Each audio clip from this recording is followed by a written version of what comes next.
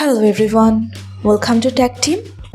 Today in this video, I'm gonna show you how to stream a movie on Zoom in your laptop. Before starting the video, please subscribe to Tech Team. So let's go. For this, you have to open your movie. You can open it from your Netflix or anywhere. Then you have to minimize this. Now go to your Zoom app. Click on New Meeting.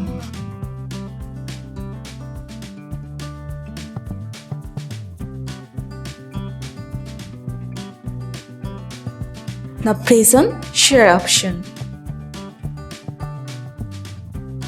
Here you can find your movie.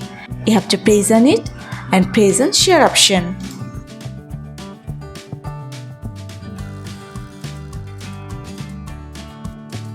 This is how you can stream a movie on Zoom in your laptop.